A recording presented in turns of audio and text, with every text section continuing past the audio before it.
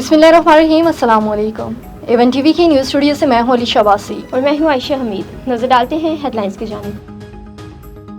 Saudi अरब समेत खलीजी ममालिक में ईद उल अज़हा आज मनाई जा रही है। मस्जिद हराम और मस्जिद नबवी में रूह परवर इज्तिमात नमाज ईद में लाखों फर्जंदान इस्लाम की शिरकत। फिलिस्तीन के मजलूम मुसलमानों के लिए खुसूसी दुआएं की गई। मस्जिद अक्सा में भी नमाज ईद का बड़ा इज्तिमा मुनक्किद हुआ। मस्जिद अक्सा के अहाते में मजलूम फिलिस्तीनी जमा हुए। UAE, कतर, मिस्र, उर्दन, कुवैत और तुर्किया में भी नमाज ईद अदा कर दी गई। कराची में बोहरी बरादरी भी ईद उल अज़हा मना रही है। बोहरी बरादरी की मसाजिद में नमाज ईद उल अज़हा अदा की गई। मुख्तलिफ इलाकों में इज्तिमात कुर्बानी का सिलसिला जारी।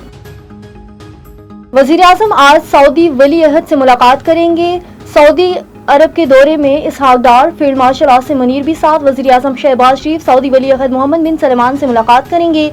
वज़ीर आज़म पाक भारत कशीदगी कम कराने पर शुक्रिया अदा करेंगे। तिजारत और सरमायाकारी समेत दो तरफा ताउन बढ़ाने पर बात होगी।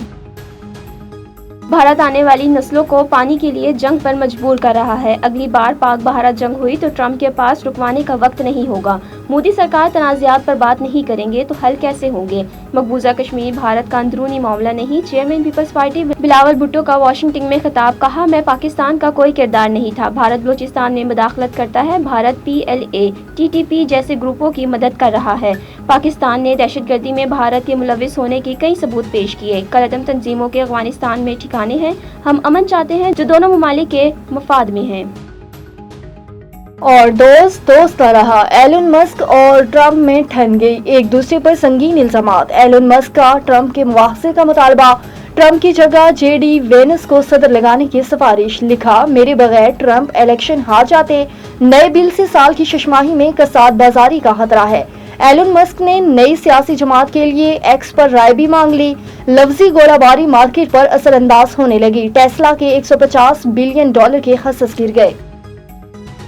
A1 TV के न्यूज़ स्टूडियो से फिलहाल कितना ही। मज़ीद किसी भी खबर से बाखबर रहने के लिए देखते रहिए A1 TV। A1 TV, सब पे नजर, अंदर की खबर।